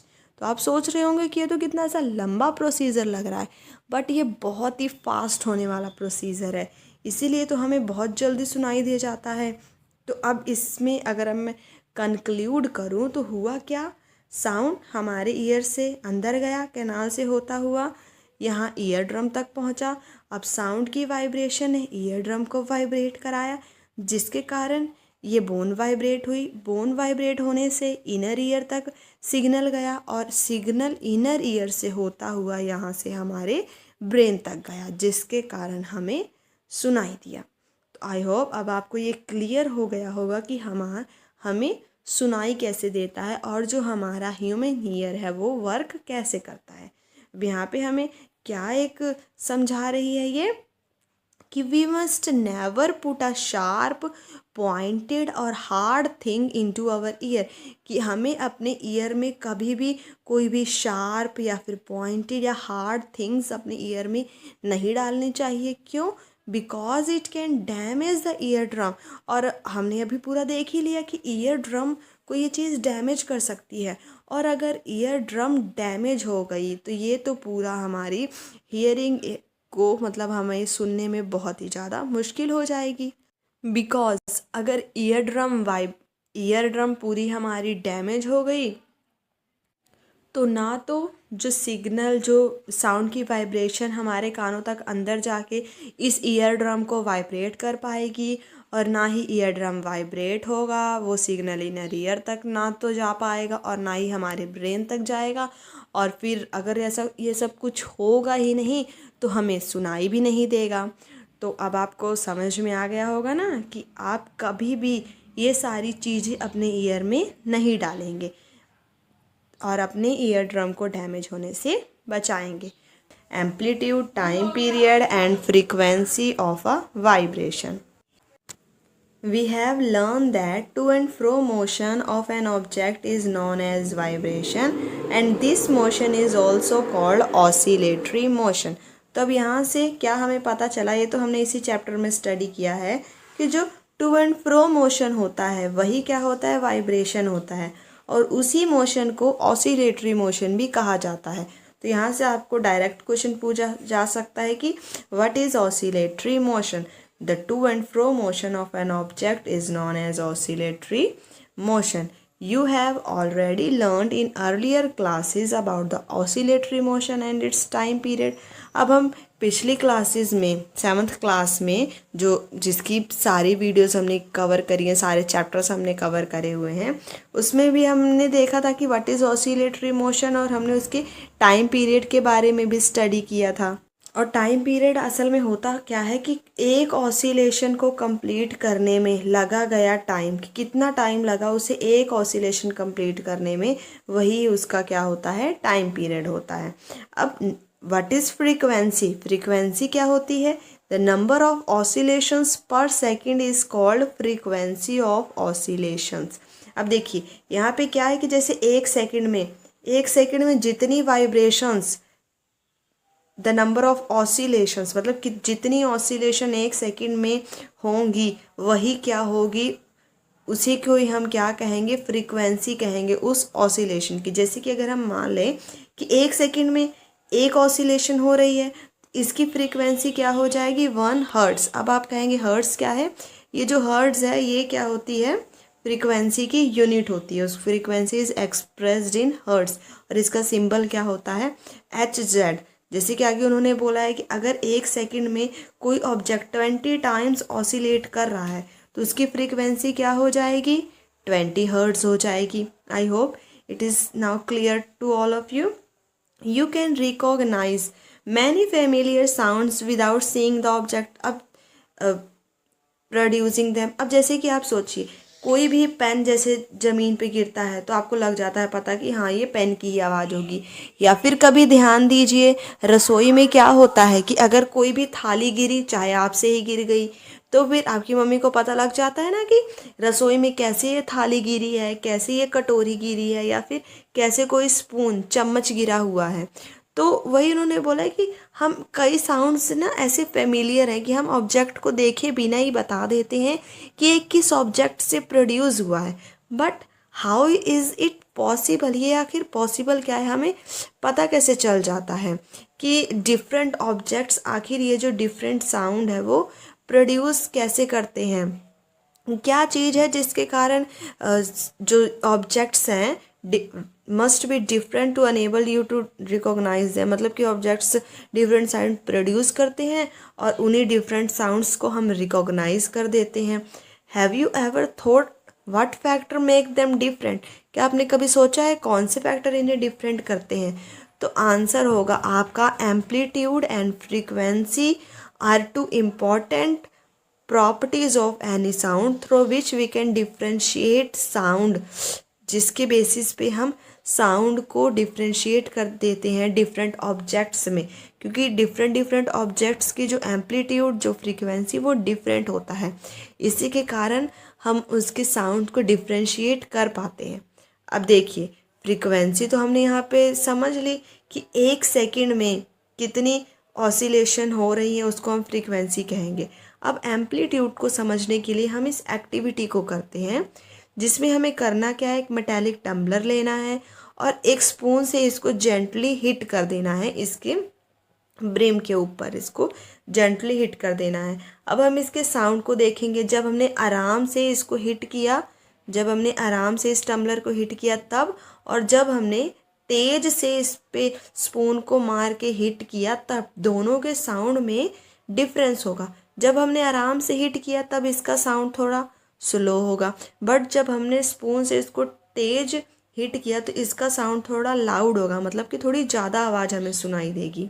अब हमें क्या करना है, एक थर्माकोल की बॉल लेनी है, जैसे कि यहाँ इन्होंने फिगर में हमें दिखाया हुआ है, और उसको इसके पास, जब ये वाइब्रेट कर रहा होगा तो इसके पास ऐसे ले जाके रखना है।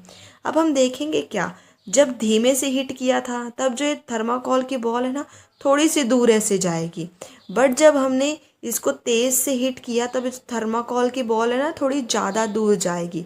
तो असल में ये जो चीज़ है वो है क्या, अब ये जो थर्माकोल की बॉल कभी थोड़ी दूर जा रही है और कभी ज़्यादा दूर जा रही है, असल में यही है amplitude of vibration of the tumbler in the 2 cases. ये जो ऐसे थोड़ी दूर जा रही है, यही है असल में उसका एम्पलीट्यूड। एम्पलीट्यूड का मतलब कि कोई भी वाइब्रेशन कितनी ज़्यादा हाइट तक जा रही है या फिर कितनी ज़्यादा नीचे तक जा रही है। अब जब हमने उसको हिट किया, थोड़ी उसका जब थोड़ा वाइब्रेट हुआ तो उसकी जो एम्पलीट्यूड है कम था, पर जब अगर ज़्यादा वाइब्रेट हुआ तो एम्पलीट्यूड ज़्यादा हुआ, मतलब कि वो जो बॉल थी वो ज़्यादा दूर तक गई। तो अब इससे हम क्या एक पता लगा सकते हैं कि जो लाउडनेस है ऑफ साउंड की, क्योंकि जब टम्बलर ज़्यादा तेज बजा तो लाउड हुआ था ना, तो जो लाउडनेस है साउंड की किस पे डिपेंड कर रही है, एम्पलीट्यूड पे डिपेंड कर रही है। कि जितनी ज़्यादा बॉल से तो हमें पता चला कि ठीक है, एम्पलीट्यूड जब ज़्यादा था तब उसकी आवाज़ भी ज़्यादा आ रही थी। तो इससे हमारा ये कंक्लूजन निकलता है कि जब लाउडनेस ज़्यादा, जो लाउडनेस है वो एम्पलीट्यूड पे डिपेंड करेगा। अगर amplitude of vibration is large then sound produce is loud, तो जो साउंड प्रोड्यूस होगा वो भी कैसा होगा, लाउड होगा। But on the other hand if amplitude is small, तो जो साउंड प्रोड्यूस हो रहा है वो क्या है, फीबल। अब हम देखते हैं कि कितने एम्पलीट्यूड पे वो डिपेंड करता है। कि जैसे कि यहाँ पे इन्होंने बताया हुआ है कि जो loudness of sound is proportional to the square of amplitude of vibration. इसका मतलब कि लाउडनेस किसके प्रोपोर्शनल है, एम्पलीट्यूड के स्केयर के। अगर लाउडनेस 1 बढ़ेगा, अगर एम्पलीट्यूड 1 मान लीजिए कि 2 बढ़ेगा, तो 2 का स्केयर करेंगे क्या आ जाएगा, 4। तो मतलब कि लाउडनेस कितने गुना बढ़ जाएगी, 4 गुना बढ़ जाएगी। अगर एम्पलीट्यूड 2 हुआ है तो लाउडनेस 4 हो जाएगी। अगर एम्पलीट्यूड 4 हुआ है तो इसका स्केयर करके लाउडनेस कितनी हो जाएगी, 16 हो जाएगी। तो आई होप अब आपको क्लियर होगा कि इस लाइन का क्या मतलब है, कि loudness of sound is proportional to the square of amplitude. जितना ज़्यादा एम्पलीट्यूड होगा उसके स्केयर के बराबर लाउडनेस बढ़ जाएगी। फॉर एग्जांपल, जैसे उन्होंने बोला अगर लाउड एम्पलीट्यूड ट्वाइस है तो लाउडनेस 4 हो जाएगा। और नेक्स्ट जो लाउडनेस है उसको हम एक्सप्रेस कैसे करते हैं, डेसिबल में। जैसे कि हमने यहाँ पे देखा, जो फ्रीक्वेंसी है उसको हम किस में मेज़र कर रहे थे, उसकी यूनिट क्या थी, हर्ट्ज़ थी। ये चीज़ें आपको याद रखनी है।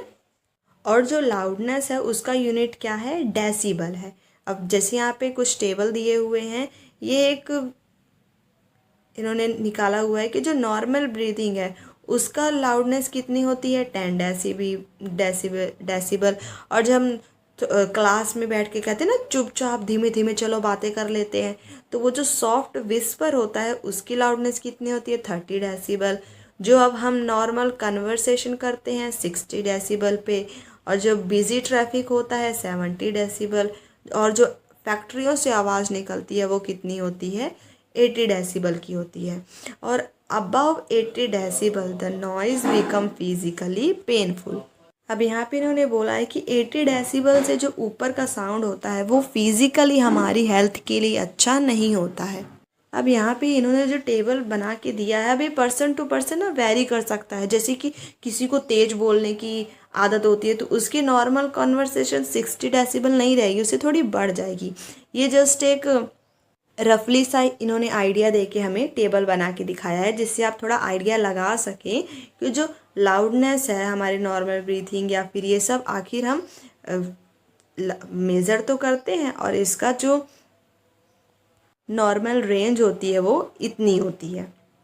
अब नेक्स्ट हम देखते हैं, compare the sound of baby with that of an adult, is there any difference. अब देखिए, अगर आपने कभी देखा है कि अगर आप भी उतनी तेज़ से चिल्ला रहे हैं, अगर आप एक बॉय हैं, ठीक है, और आपकी सिस्टर जो है, जो कि एक गर्ल है, वो भी उतनी ही तेज़ चिल्ला रही है, लाउडनेस तो दोनों की सेम है, बट फिर भी आपकी आवाज़ में थोड़ा डिफरेंस है।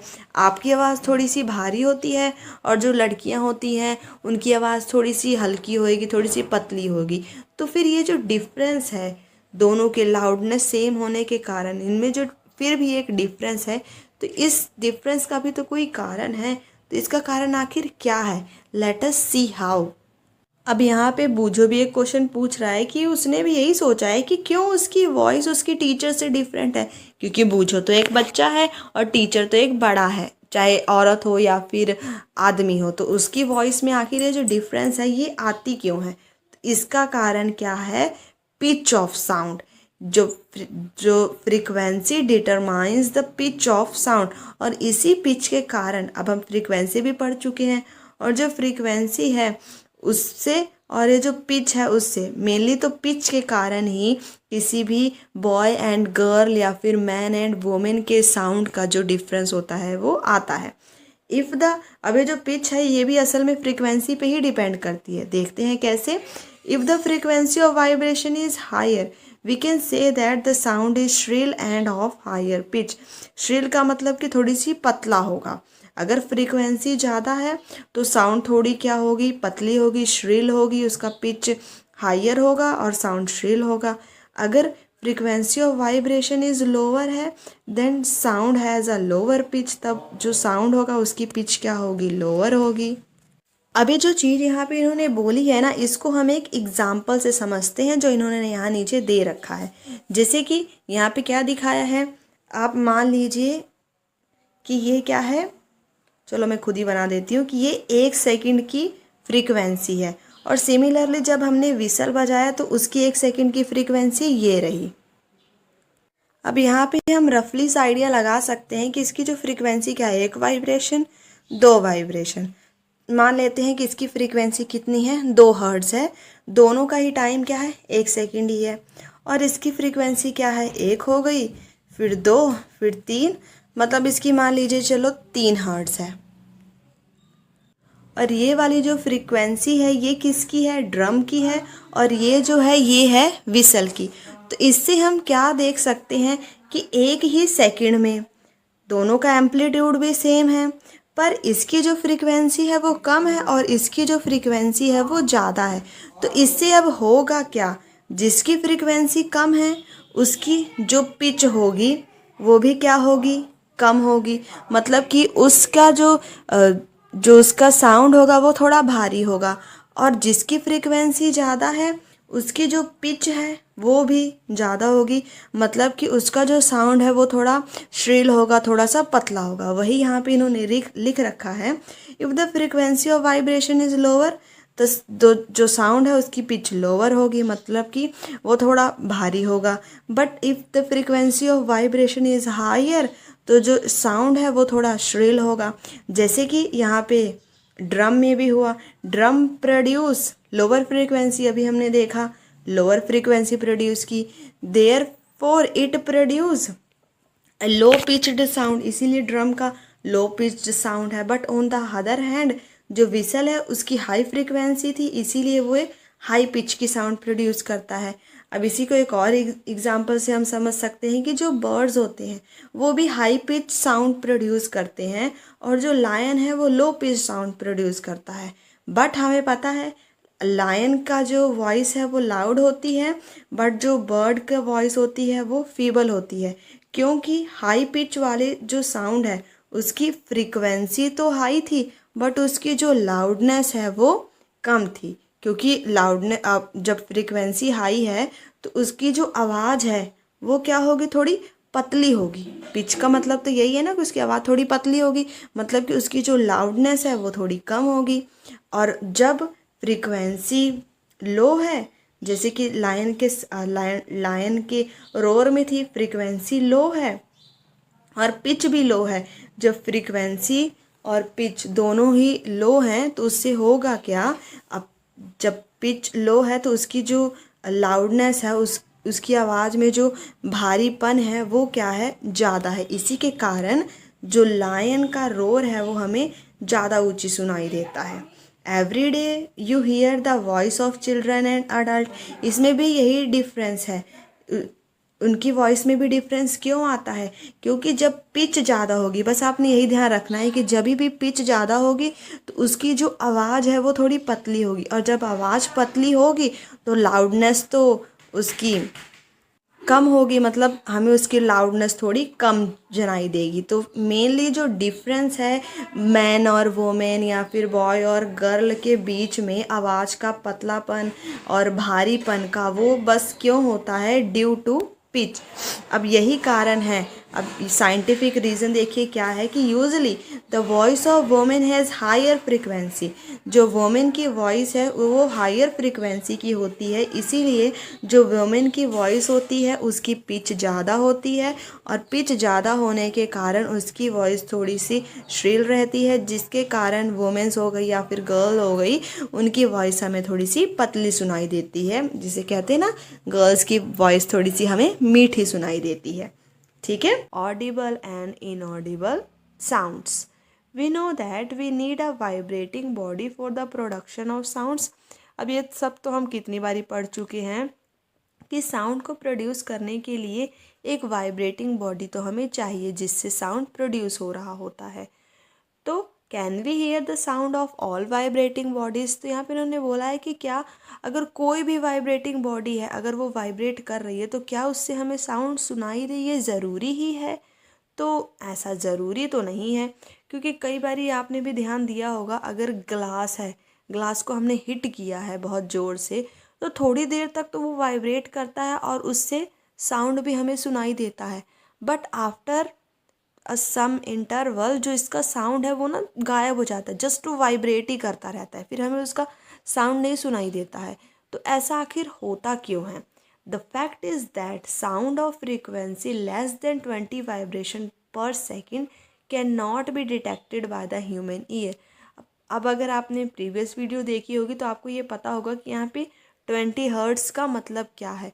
ये हर्ट्स क्या है? फ्रीक्वेंसी। और हमने स्टडी किया था जो फ्रीक्वेंसी होती है वो क्या होती है कि एक सेकंड में जो जितनी ऑसिलेशंस हो रही हैं उसको हम क्या कहते हैं? वाइब्रेशन फ्रीक्वेंसी कहते हैं। इसका मतलब कि अगर एक सेकंड में 20 ऑसिलेशंस पार कर रही हैं तो उसको हम क्या कहेंगे? उसकी फ्रीक्वेंसी कितनी है? 20 हर्ट्ज़ है। तो वही यहाँ पे है कि अगर 20 वाइब्रेशंस पर सेकंड, 20 वाइब्रेशन पर सेकंड का मतलब कि एक सेकंड में कितनी वाइब्रेशंस है? 20 मीन्स उसकी फ्रीक्वेंसी कितनी होगी? 20 हर्ट्ज़।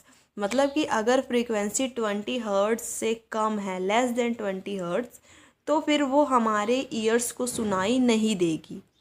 और इसी तरह के साउंड को हम क्या कहते हैं? Inaudible sound. अब ऑडिबल का मतलब क्या होता है कि सुनाई देने वाला, उसके आगे इन लग गया, इसका मतलब कि ऐसा साउंड जो हमें सुनाई नहीं दे रहा है।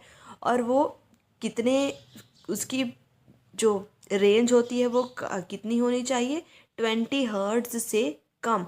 अगर 20 हर्ट्ज़ से कम उसकी फ्रीक्वेंसी है तो इस तरह का साउंड हमें सुनाई नहीं देगा। तो यही रीज़न है कि जब एक लिमिट के बाद अगर ग्लास वाइब्रेट हो रहा है तो वो सिर्फ हमें वाइब्रेट करता हुआ ही दिखेगा, क्योंकि अब उसकी जो फ्रीक्वेंसी है वो 20 हर्ट्ज़ से कम हो चुकी है। और जब उसकी फ्रीक्वेंसी 20 हर्ट्ज़ से कम हो गई है तो फिर इसीलिए वो हमारे ईयर्स को सुनाई नहीं दे रहा होता है। On the higher side, sound of frequency higher than about 20,000 vibration per second. इसका मतलब कि अगर एक सेकेंड में 20,000 वाइब्रेशन भी हो रही हैं हो रही हैं, इसका मतलब कि 20,000 वाइब्रेशंस एक सेकंड में हो रही हैं। और इससे अगर ज़्यादा वाइब्रेशंस होने लग गई एक सेकंड में, 20,000 से ज़्यादा वाइब्रेशंस अगर एक सेकंड में हुई, तो वो वाली साउंड भी हमारे कानों को ऑडिबल नहीं होगी।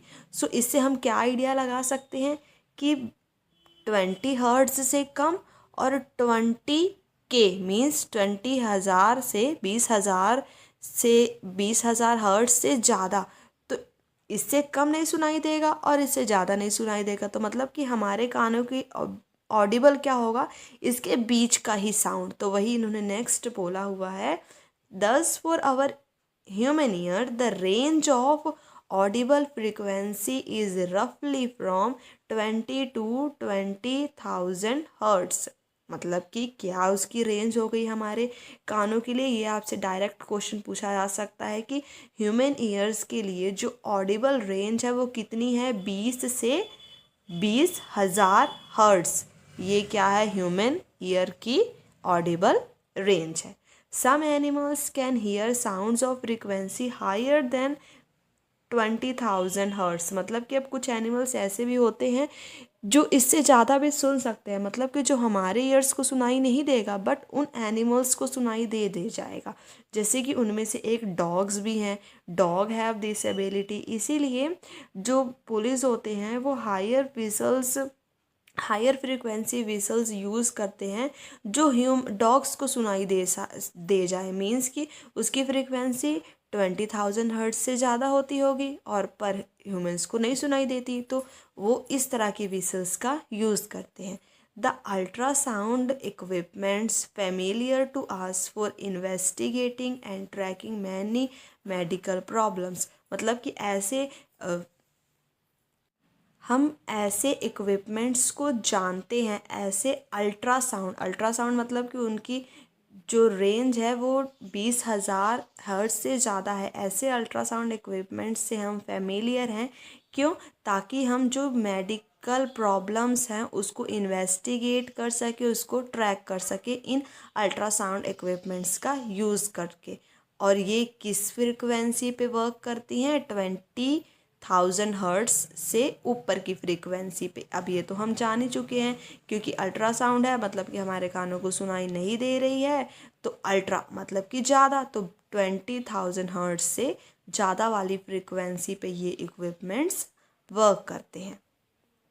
नेक्स्ट टॉपिक, अब देखिए यहाँ पे तो हमने जान लिया कि किस तरह की रेंज को हम ऑडिबल कर सकते हैं।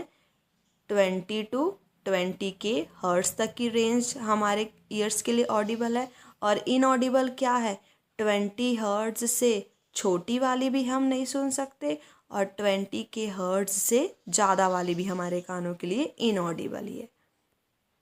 अब नेक्स्ट हम देखते हैं noise and music.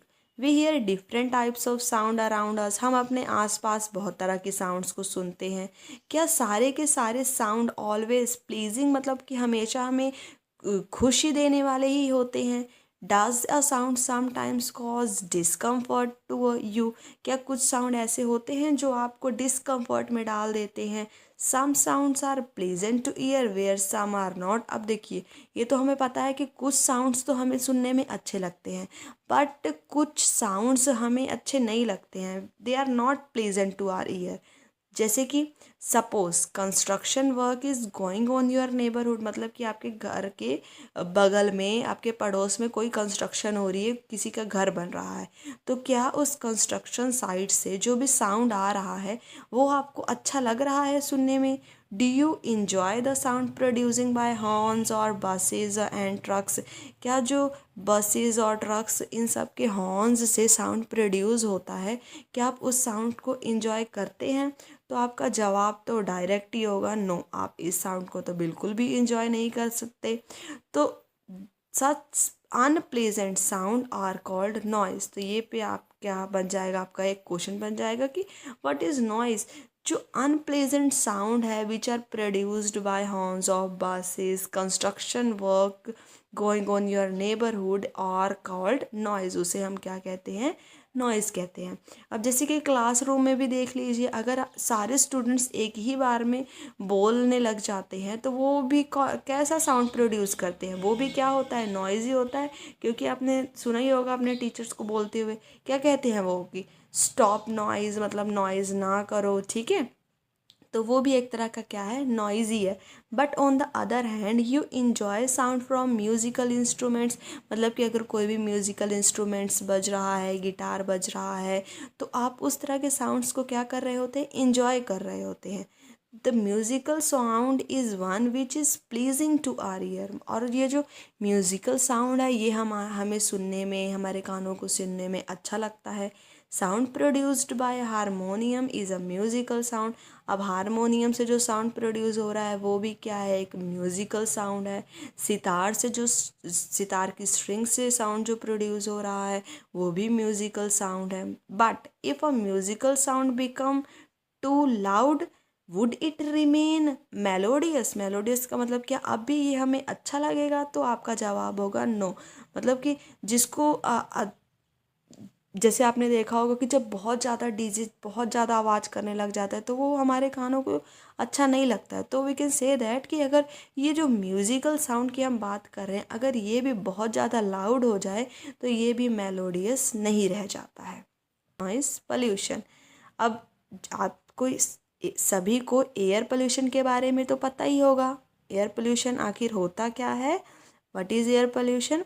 Presence of unwanted gases, मतलब कि कुछ अनवांटेड गैसेस और अनवांटेड पार्टिकल्स जब एयर में प्रेजेंट होते हैं तब हम उसको क्या कहते हैं, एयर पोल्यूशन कहते हैं। तो यहाँ से डायरेक्ट आपसे क्वेश्चन पूछा जा सकता है, what is air pollution? Presence of unwanted particles and gases in air is called air pollution.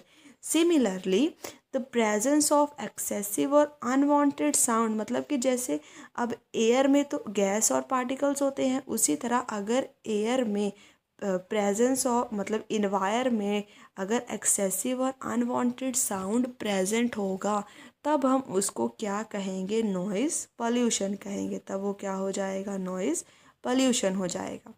Can we list some sources of noise pollution? तो अब नॉइज़ पॉल्यूशन आखिर होगा कैसे, कि जब कुछ बहुत ज़्यादा साउंड इन्वायरमेंट में प्रेजेंट होगा, तो क्या आप इसके कुछ मेजर सोर्सेज के बारे में बता सकते हैं कि जिससे नॉइज़ पॉल्यूशन और अनवांटेड साउंड इन्वायरमेंट में जा रहा है? तो major cause of noise pollution are sounds of vehicle. अब जो मेजर कॉज है नॉइज़ पॉल्यूशन का वो क्या है, व्हीकल्स का साउंड, जो रोड पे चल रहे व्हीकल्स हैं उनमें जब हॉर्न्स पूरे बज रहे होते हैं तो वो सारे sounds. Explosion including bursting of crackers, जब पटाखे बहुत ज़्यादा जलाए जाते हैं तो उनसे प्रोड्यूस होने वाला साउंड। मशीन्स से प्रोड्यूस होने वाला साउंड, लाउड स्पीकर से प्रोड्यूस होने वाला साउंड, और एट्सेट्रा बहुत सारे साउंड्स जो भी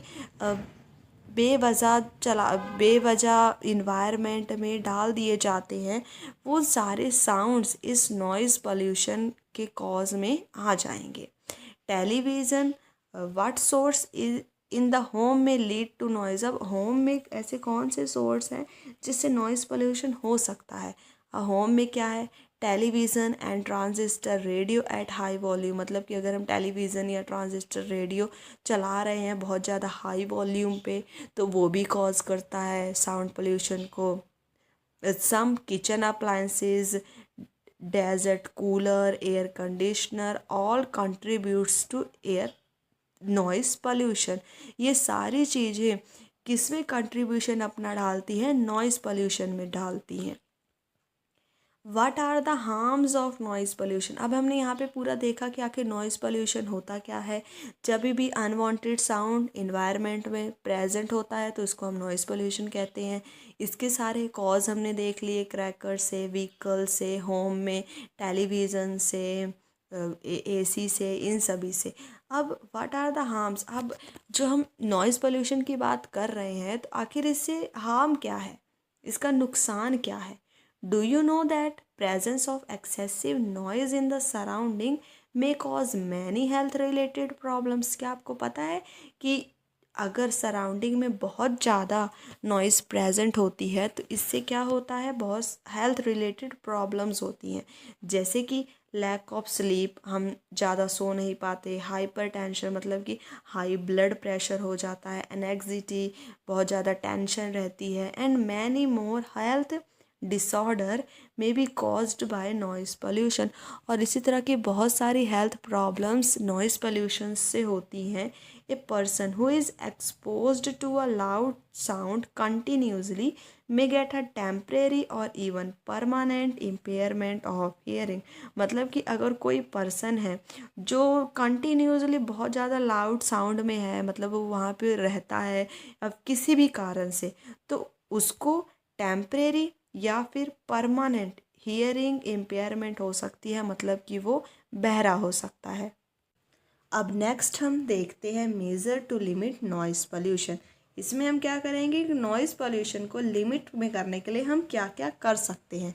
अब जैसे कि आप सभी को पता है, अगर हमें किसी चीज़ को फैलने से रोकना है तो हम क्या कर सकते हैं, उस चीज़ की शुरुआत को ही ख़त्म कर दें, तो ना तो वो चीज़ फैलेगी ना ही हमें उससे नुकसान कोई होगा। तो सिमिलरली यही तरीका हमें यहाँ भी अपनाना है कि नॉइज़ को कंट्रोल करने के लिए हमें इसके सोर्स को ही कंट्रोल करना होगा। But how can this be achieved? तो इसके लिए हम क्या कर सकते हैं, we install silencing device in aircraft engine, transport vehicle, industrial machines and home appliances.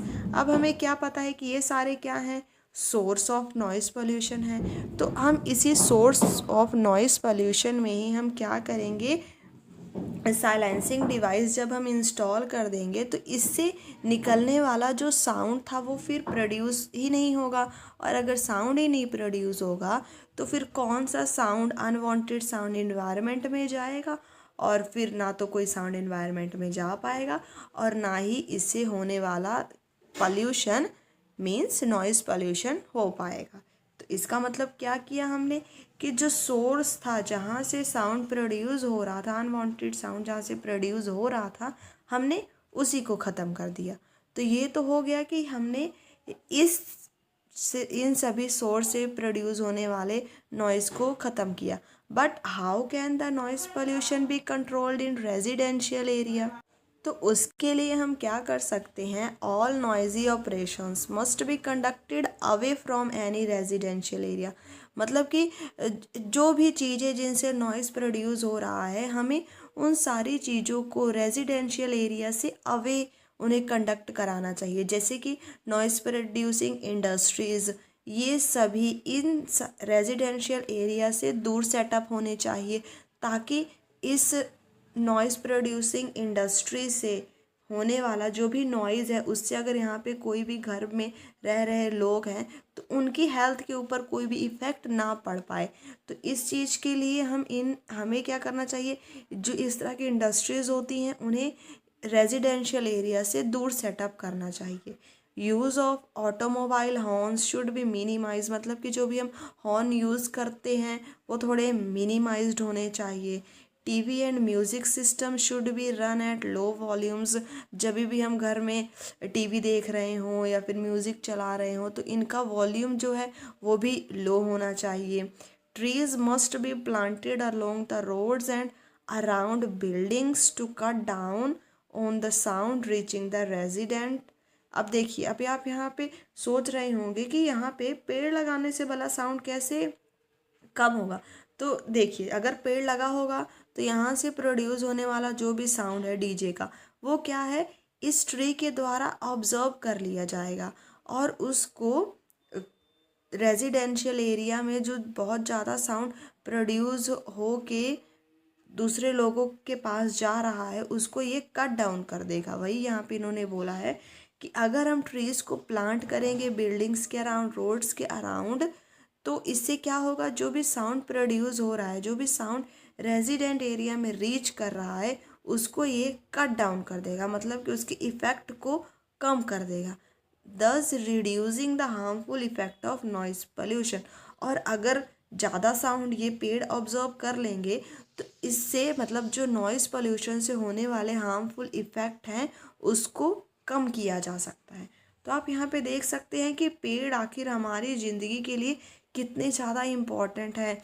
हमें ऑक्सीजन भी देते हैं, हमें साउंड पोल्यूशन से भी बचाते हैं, कितनी सारी चीज़ों से ये हमारी रक्षा करते हैं। एयर पोल्यूशन से भी ये हमारी हेल्प करते हैं उसको रिमूव करने के लिए। तो ये तो हमने यहाँ पे क्या देखा कि कैसे हम नॉइज़ पोल्यूशन को लिमिट कर सकते हैं व्हीकल्स में भी और रेजिडेंशियल एरियाज़ में भी। नेक्स्ट हम यहाँ पे देखते हैं, यहाँ पे इन्होंने हियरिंग इम्पेयरमेंट के बारे में हमें कुछ बताया हुआ है। Total hearing impairment which is rare, मतलब कि जो टोटल हियरिंग इम्पेयरमेंट अगर किसी को हो रहा है और ड्यू टू साउंड पोल्यूशन, ये बहुत ज़्यादा रेयर होता है क्योंकि यूजुअली ये बर्थ से ही होता है। अगर किसी को बिल्कुल भी कुछ भी नहीं सुनाई दे रहा तो यूजुअली वो बर्थ से ही होता है। और जो पार्शियल डिसेबिलिटी है is generally the result of a disease, injury और एज। और अगर किसी को थोड़ा बहुत नहीं सुनाई दे रहा है तो वो किसका कारण हो सकता है, किसी बीमारी के कारण या फिर उसके कारण कोई इंजरी हुई हो या फिर due to age. Children with impaired hearing need special care. अगर किसी बच्चे को सुनने में प्रॉब्लम है तो उसकी स्पेशल केयर करनी चाहिए। By learning sign language, sign language को लर्न करके इस तरह के बच्चे कम्युनिकेट कर सकते हैं इफ़ेक्टिवली, मतलब कि अच्छे से कम्युनिकेट किया जा सकता है। Because speech develops as the direct result of hearing, a children with hearing loss may have defective speech also। मतलब कि अब अगर यहाँ पे इन्होंने बोला है अगर हम किसी चीज़ को सुनेंगे अच्छे से तभी तो हम उसे अच्छे से बोल पाते हैं। वही यहाँ पे बोला है कि अगर जो इस तरह के बच्चे होते हैं जिनको हियरिंग इम्पेयरमेंट होती है, इस तरह के बच्चे पे डायरेक्ट रिजल्ट उनके स्पीच पे भी पड़ता है कि मतलब कि उनकी जो स्पीच है वो थोड़ी डिफेक्टिव होती है। अब इस चीज़ को हम इस तरह समझ सकते हैं कि जैसे कि ये मैंने क्या लिखा है क, ठीक है, या फिर मान लीजिए मैंने ए लिखा है। तो अब हमें कोई बताता है, हम सुनते हैं तभी तो हमें पता है ना कि इसको हम ए बोलेंगे। तो अगर हम सुनने में ही गलती करेंगे कि इसको ए बोलते हैं, इसको का बोलते हैं, तो फिर हम उस चीज़ को बोलेंगे कैसे सही। तो यही यहाँ पे इन्होंने बताया हुआ है कि जो बच्चों को हियरिंग इम्पेयरमेंट होती है या फिर उनको हियरिंग में थोड़ी प्रॉब्लम होती है सुनने में, तो उनकी जो स्पीच होती है वो भी डिफेक्टिव होती है। Technological device for the hearing impairment have made it possible for such person to improve their quality of life. But आजकल कुछ ऐसी टेक्नोलॉजीज़ आ गई हैं जिन्होंने इन सभी लोगों के लिए एक अच्छा काम किया है और इनकी जो क्वालिटी ऑफ लाइफ है, मतलब कि इनकी ज़िंदगी के जीने का जो तरीका है उसको इम्प्रूव किया है। Society can do much to improve the living environment for the hearing impairment and help them live normal. और जो हमारी सोसाइटी है हम भी एक अच्छा इनकी मदद कर सकते हैं ताकि ये भी एक नॉर्मल लोगों की तरह अपनी ज़िंदगी जी सके।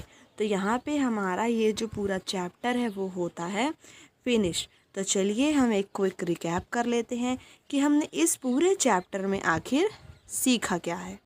तो फर्स्ट पॉइंट हमने क्या देखा था कि जो साउंड है वाइब्रेटिंग बॉडी प्रोड्यूस करती है और ह्यूमंस में भी जो हमारे वोकल कॉर्ड हैं वो वाइब्रेट करते हैं तब हमारे माउथ से साउंड प्रोड्यूस होता है। फिर नेक्स्ट हमने देखा साउंड मीडियम से ट्रैवल होता है और जो ईयर ड्रम है sense of vibration of sound, और हमारे कानों को अब कैसे सुनाई देता है, साउंड प्रोड्यूस भी हो गया, हमारे मुंह से बाहर भी निकल गया, उसने ट्रैवल भी कर लिया। अब ट्रैवल करके वो दूसरे आदमी के कान तक कैसे पहुंचेगा, दूसरों को कैसे सुनाई देगा, वो सुनाई देता है उसको ईयर ड्रम से, जो सिग्नल ब्रेन तक सेंड करता है और फिर ब्रेन हमें बताता है कि सामने वाले ने बोला क्या है। What is frequency? The number of oscillations or vibrations per sound is called frequency। इसके बारे में भी हमने अच्छे से स्टडी किया है। देन हमने देखा फ्रीक्वेंसी का यूनिट क्या है, हर्ड, और इसके बाद जितनी ही ज़्यादा वाइब्रेशन का एम्पलीट्यूड होगा उतना ही ज़्यादा वो साउंड लाउडर होगा। जितनी ही ज़्यादा वाइब्रेशन होगी फ्रीक्वेंसी की, मतलब कि यहाँ तो क्या है, एम्पलीट्यूड ज़्यादा होगा तो साउंड ज़्यादा सुनाई देगा, और अगर फ्रीक्वेंसी ज़्यादा होगी तो वो उसकी पिच भी ज़्यादा होगी। इन सभी के बारे में हमने अच्छे से स्टडी किया है। अगर आपको ये चीज़ यहाँ नहीं समझ आ रही है तो आप वीडियो से इस चीज़ को अच्छे से क्लियर कर सकते हैं। देन हमने नॉइज़ के बारे में देखा कि नॉइज़ क्या है, फिर नॉइज़ पोल्यूशन के बारे में देखा कैसे ये हमारी हेल्थ पे इफ़ेक्ट डालती है। देन हमने इसके बारे में देखा कि कैसे हम नॉइज़ पोल्यूशन को कम कर सकते हैं, इसके सारे तरीके देखे। ये सारी चीज़ों को तो हमने आज की ही वीडियो में कवर किया है। तो ये था हमारा पूरा टॉपिक। अगर आपको वीडियो पसंद आई हो तो do like, share, comment and subscribe my channel. Thanks for watching.